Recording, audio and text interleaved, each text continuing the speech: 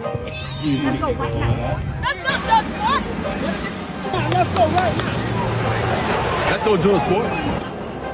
For this, we developed a special two-stage turbocharger system that we have a much better control of the power. Each side of the engine turbocharger, we have one of this is permanently active, and the other one is controlled through a flap and an activator on the electrical side. So we can bring all the powertrain, the exhaust energy only to one turbocharger, speed it up much more faster, and at the maximum level of the torque at 2000 RPM with 1600 Newton meter, we can continue up to 3700 RPM. Then we switch on the second stage and continue with 4 turbocharger.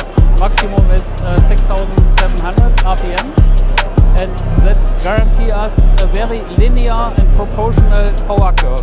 That means you have a very good reaction if you go on the throttle. You have permanent the same ratio of power for each degree of the throttle, and it's very easy to control and to drift, and let me say it's only fun.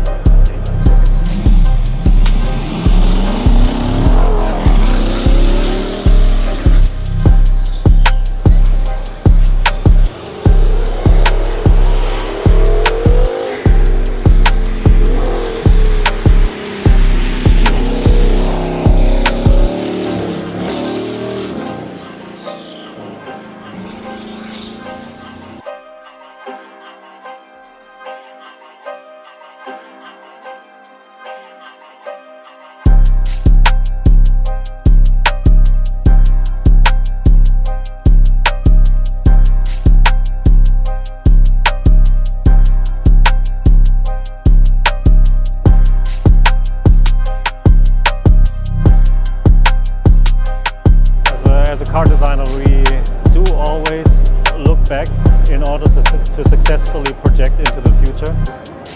And it's our duty actually to look into our past and our DNA and see what is there, and to be authentic and true to our history. But the general design layout really relates much more to our guiding principle of form-following performance.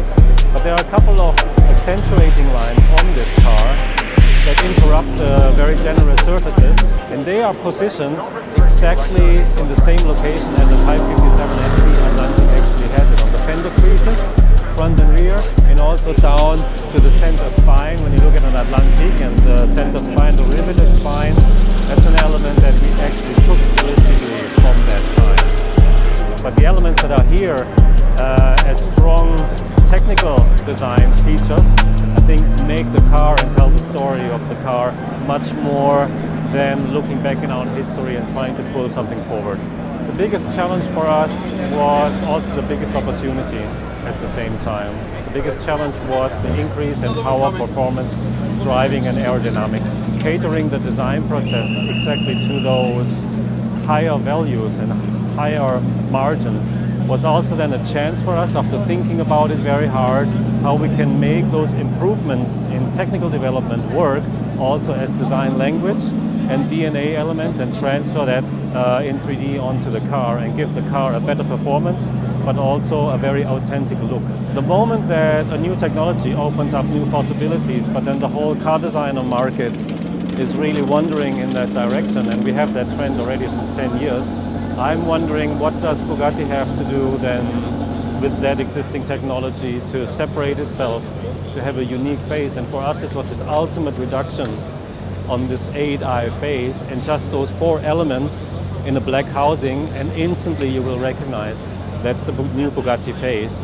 And for us, it was a possibility to reduce to the max and show those kind of headlines combined with a realistic air intake to make it actually a technical feature as well.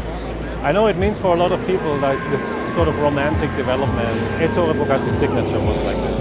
The Type 41 Royale had a similar graphic on the side. Even Louis Chiron's signature with the C shape you could identify with this line. That's all true, and that's all nice and romantic and nice to have.